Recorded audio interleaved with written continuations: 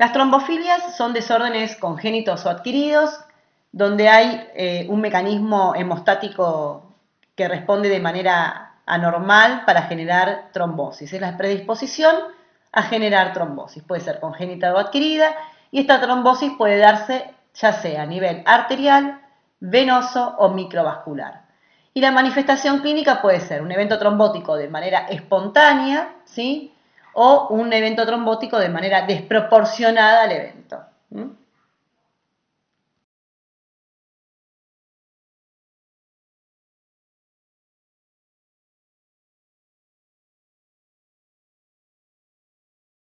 Se pueden clasificar también al alto riesgo de generar trombosis, aquellas que tienen mayor impacto de riesgo y otras que son menor.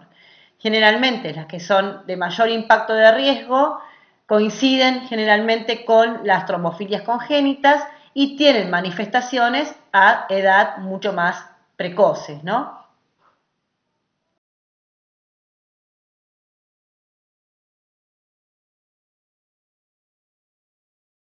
En esta curva se puede ver que la incidencia de eventos trombóticos aumenta con la edad. No es lo mismo la incidencia de un evento trombótico en un paciente de 20 años que la incidencia de un evento trombótico en un paciente de 70 años. Por eso es muy importante en las trombofilias en pacientes jóvenes tener en cuenta estas patologías en pacientes que hacen, digamos, trombosis de manera espontánea o desproporcionada, tener en cuenta a la trombofilia como entidad diagnóstica.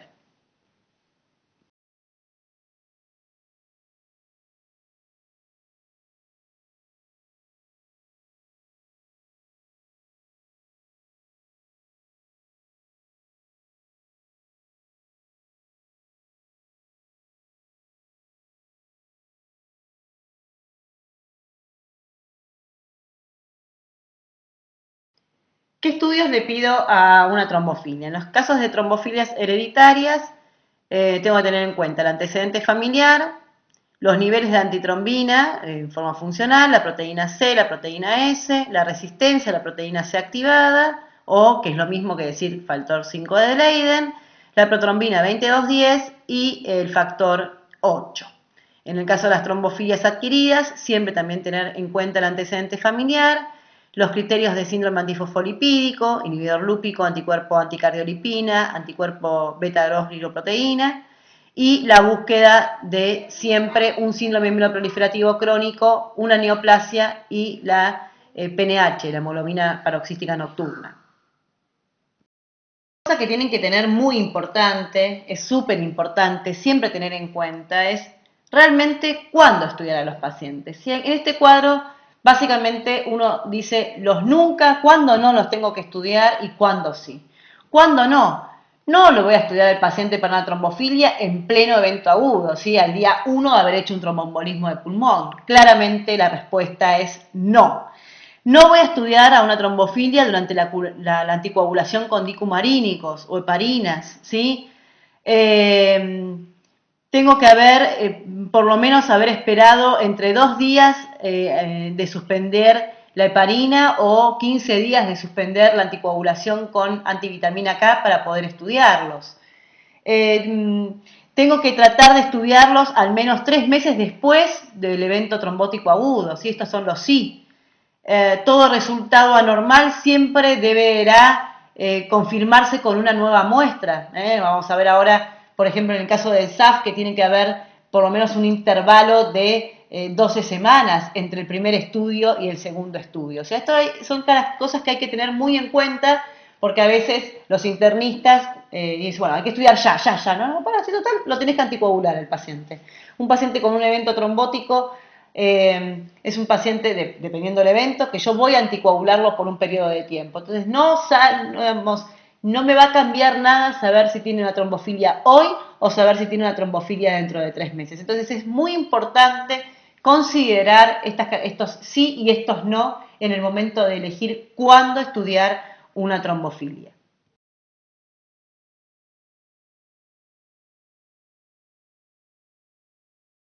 ¿Cuándo y cómo estudiar a un paciente que tiene una trombofilia arterial? Los estudios que se piden en trombofilia arterial son los anticuerpos para el síndrome antifosfolipídico, la resistencia a la proteína C activada, o sea, el factor de 5 Leiden, la protrombina 2210 y siempre tratar de descartar que el paciente no tenga síndrome mieloproliferativo. Ustedes vieron en la clase de mieloproliferativo que los síndromes mieloproliferativos Phi negativos, fundamentalmente la policitemia vera, tienen más tendencia de generar eventos trombóticos y arteriales, ¿sí? Tienen mayor riesgo de generar trombosis, o sea, es una trombofilia adquirida. ¿Cuándo uno debe estudiar a estos pacientes? Cuando tienen un accidente cerebrovascular en chicos, en niños o jóvenes menores de 50 a 45 años, cuando hay una enfermedad coronaria en jóvenes, cuando las arterias de estos pacientes son sanas, por ejemplo, un ACV, uno de los estudios que uno siempre piensa es una ecografía de vasos de cuello, un ecodoppler carotidio, para ver si hay placa de ateroma o no. Entonces, en un paciente que hizo un ACV, que es joven, que no tiene placa de ateroma, uno debería estudiar una trombofilia arterial.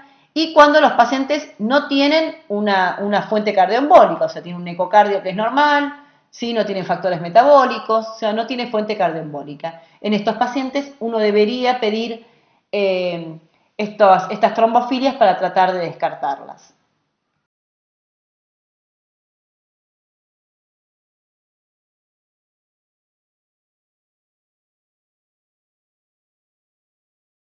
Con las trombofilias y las pacientes que son abortadoras recurrentes. Es muy frecuente en nuestra práctica diaria que nos envíen pacientes que tienen abortos recurrentes para estudios de trombofilia. Yo creo que lo primero que hay que identificar es el cariotipo del aborto, o sea, si uno a veces tiene la posibilidad de tener, digamos, la anatomía patológica de ese resto placentario, ¿sí? De ese resto de bebé, para poder identificar si el paciente no tiene, si el bebé no tiene una alteración genética, ¿sí? Que es una de las principales causas de aborto. Lo que pasa es que muchas veces el embarazo es tan chiquito, el aborto es tan chiquito, ocurre durante las primeras semanas de embarazo, antes del primer trimestre o durante el primer trimestre, y es muy difícil poder recuperar ese material, ¿sí? Ocurre en muy pocas semanas, 7, 8, 9 semanas. Generalmente el aborto es de manera espontánea, esas pacientes no llegan a tener un legrado y poder llegar a tener algún material genético de esto. Si es anormal, o sea, si el cariotipo de este bebé es anormal, si tuvimos la posibilidad de poder estudiar el producto de la concepción, claramente no hay que buscar otra causa. La causa de ese aborto es esta anomalía genética. Si es normal, ahí quizás un marcador de trombofilia ya toma un valor relevante. Y si no tengo, o sea, si no tengo producto de la concepción, ¿sí? O sea, no hay material genético, el estudio de la trombofilia tiene una importancia que es indefinida, ¿no? O sea, y ahí vamos a ver después que hay ciertas características que hay que buscar.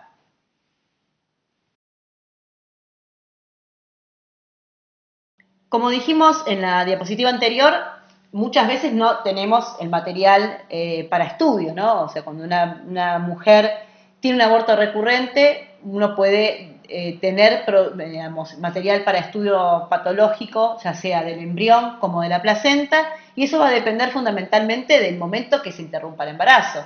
Si yo tengo durante el primer trimestre, generalmente lo que uno hace como conducta, o lo que hacen los obstetras como conducta, es esperar que la mujer expulse en forma espontánea el producto de la concepción, ¿sí? Ahora, cuando esto no pasa, o es un embarazo, un aborto, digamos, en otros, un feto muerto, un aborto en otra etapa del embarazo, generalmente existe un legrado y uno puede poder analizar, tener una anatomía patológica tanto de la placenta como del bebé. Ahora, hay causas del aborto recurrente que son explicables y otras que no. La mayoría de los abortos recurrentes tienen causas inexplicables, entre un 50 y un 70% tienen causas idiopáticas, o sea, no se sabe por qué la mujer aborta en forma recurrente, es lo más frecuente, ¿sí?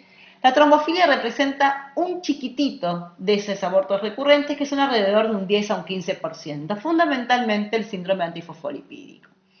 Entonces, son los obstetras, los especialistas de fertilidad, son digamos, grandes derivadores de pacientes abortadoras recurrentes. Los abortos recurrentes, uno tiene que tener más de 3 abortos seguidos, ¿no? No es que, bueno, yo aborto una vez, tuve un aborto espontáneo una vez, tuve 2 hijos, después vivo fenómenos, después volví a abortar y después volví a abortar. No, el aborto recurrente es el paciente que no logra tener un feto, digamos, mantener un embarazo normal. Así que tras un embarazo, tras otro, ocurre un proceso de aborto.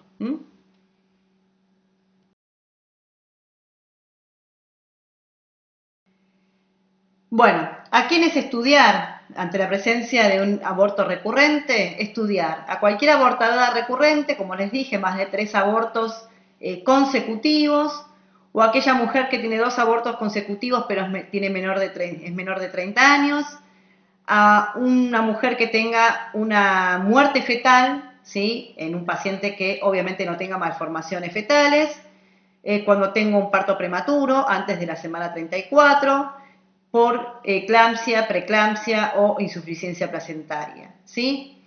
¿Qué estudiar? ¿Qué estudios pido? Fundamentalmente, síndrome antifosfolipídico, 2 determinaciones separadas entre sí por 12 semanas, hay que esperar 2 determinaciones, o sea, ahora después vamos a ver que está el criterio obstétrico clínico y el criterio de laboratorio. El criterio de laboratorio son 2 determinaciones de anticuerpos antifosfolipídicos, anticardiolipina y antibeta-glicoproteína 1, separadas de 12 semanas.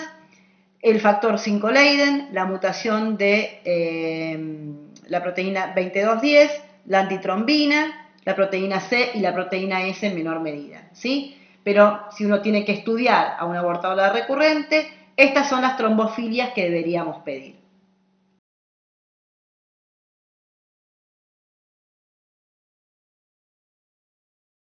Vamos a enfocar al síndrome antifosfolipídico, que es un trastorno crónico, adquirido, mediado por autoanticuerpos, que tiene manifestaciones trombóticas, ya sea arteriales, venosas o microvasculares, o sea, afecta a los 3 tipos de vasos, con manifestaciones clínicas y obstétricas, ¿sí?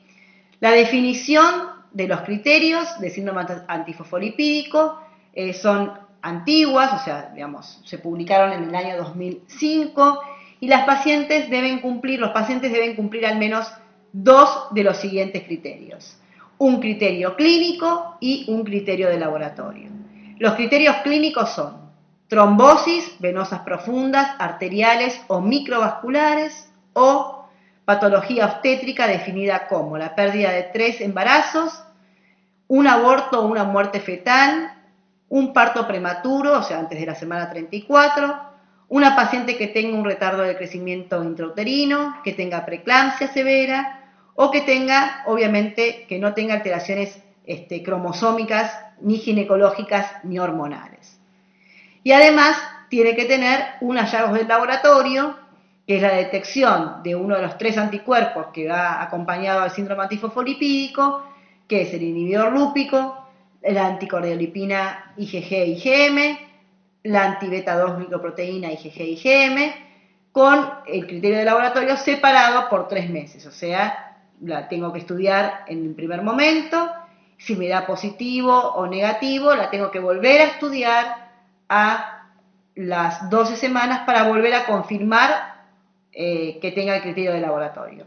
Un criterio clínico más el criterio de laboratorio hacen diagnóstico de SAF.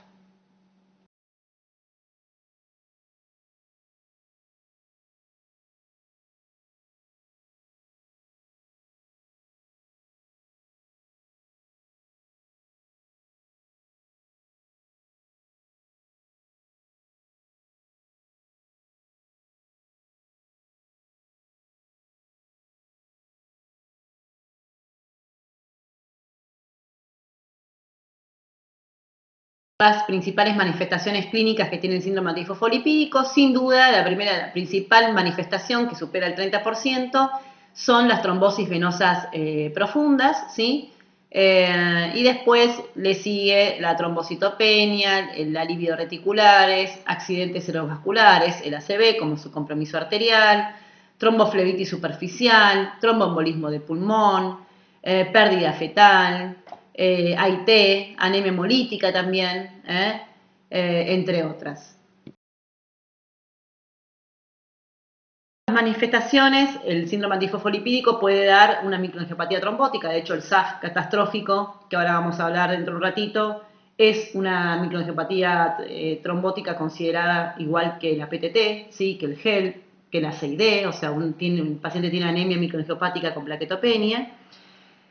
También puede tener compromiso renal por compromiso de sus vasos, puede tener un compromiso de las válvulas cardíacas con formación de vegetaciones no abacterianas, o sea, estériles.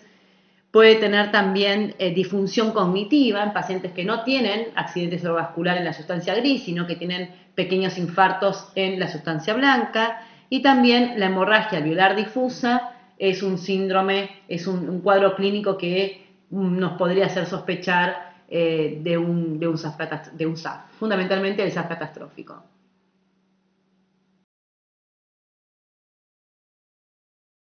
El catastrófico es una manifestación rara de un síndrome antifosfolipídico, es rara y grave, y fundamentalmente el 50% de los SAF catastróficos debutan en pacientes que no tenían antecedentes de SAF, o sea que debutan con el catastrofismo, que no es un tema menor. Entonces, si no se conoce, no se diagnostica. Primer paso, igual que la CID, ¿no? Segundo paso, generalmente el SAF catastrófico se da en aquellos individuos que tienen una base, ¿sí? Que ya tienen anticuerpos, X, inhibidor lúpico, la anti-beta 2 glicoproteína, el anticuerpo conocido del SAF, que nunca habían desarrollado una exposición, y ante un segundo hit, que suele ser un cuadro infeccioso, el paciente desarrolla la forma catastrófica, que es una forma muy, muy grave que tiene una altísima mortalidad, ¿sí? Entonces es muy importante tener este concepto, que el 50% de los SAF catastróficos debutan en pacientes que no tienen antecedentes previos de SAF, que no eran conocidos. Estos son los criterios, en la diapositiva se muestran los criterios diagnósticos. Bueno, ¿qué hacemos con un paciente que tiene síndrome antifosfolipídico? Un paciente que tiene síndrome antifosfolipídico que nunca tuvo una manifestación trombótica, o sea que yo lo único que tengo es el laboratorio del SAF, o sea, tengo alguno de los anticuerpos. Son pacientes que lo que tengo que hacer es justamente hacer una profilaxis primaria. Por ejemplo, si el paciente es lúpico, digamos, con el reumatólogo hacen hincapié en el control de la enfermedad lúpica, hacer una correcta profilaxis con heparina de acuerdo al procedimiento quirúrgico que realice, si es que realiza, controlar todas los factores de riesgo protrombóticos, como es la hipertensión, protrombóticos y fundamentalmente cardiovasculares, ¿no? Como es la hipertensión, la dislipemia, la diabetes, el sobrepeso, el tabaquismo, ¿sí?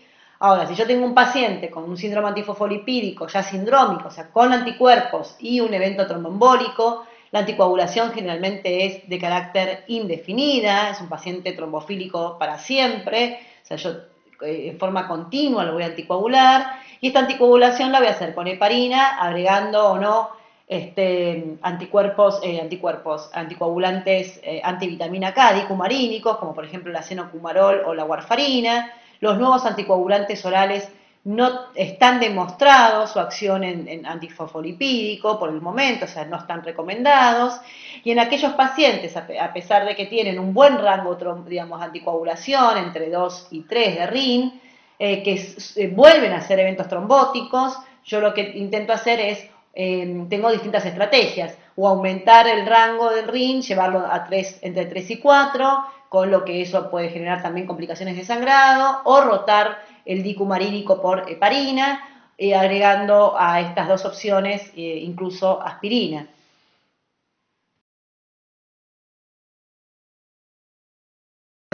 Puntualmente especiales, como por ejemplo el paciente que hace deterioro, digamos, cognitivo, que tiene un SAF con compromiso de la sustancia blanca. A ese paciente generalmente lo que hago es, las recomendaciones es poner la aspirina, y si progresa intraaspirina, o sea, antiagregación, a ese paciente se le coloca anticoagulación. ¿Qué pasa, por ejemplo, con los pacientes que tienen engrosamiento valvular cardíaco, que tienen vegetaciones cardíacas? Los que tienen engrosamiento valvular sin vegetaciones habitualmente se antiagregan, y los que tienen vegetaciones valvulares estériles, perdón, lesiones valvulares abacterianas por síndrome antifosfolipídico, la indicación es la anticoagulación. Las abortadoras recurrentes, las pacientes que yo ya le hice el diagnóstico de un SAF obstétrico, deben recibir heparina profiláctica durante todo el embarazo, ¿sí? Agregándole aspirina, al igual que las pacientes que tuvieron embarazos, muerte prematura o tuvieron preeclampsia, las pacientes que tuvieron una muerte prematura un parto prematuro, tuvieron una preeclampsia grave, en el próximo embarazo deben recibir aspirina, ¿sí?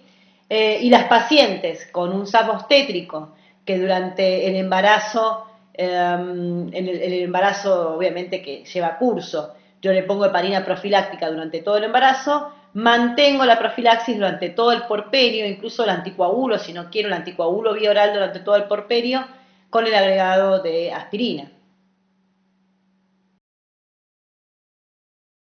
En situaciones especiales, por ejemplo, pacientes que tienen un síndrome antifosfolipídico y tienen una anemia hemolítica autoinmune o una plaquetopenia, el uso de corticoides. Si el paciente está desarrollando un síndrome, una microangiopatía trombótica por SAF, ¿sí? Sin necesidad todavía, por ejemplo, de llegar al diagnóstico de un síndrome catastrófico, el paciente debe ir a un recambio plasmático, el paciente debe recibir tratamiento inmunosupresor, generalmente con corticoides o incluso con ciclofosfamida, y anticoagulación, incluso teniendo hemorragia alveolar. ¿Sí? O sea, ¿cómo vas a anticoagular a alguien que tiene hemorragia alveolar? Por síndrome antifosfolipídico es una de las pocas indicaciones de anticoagulación a pesar del sangrado.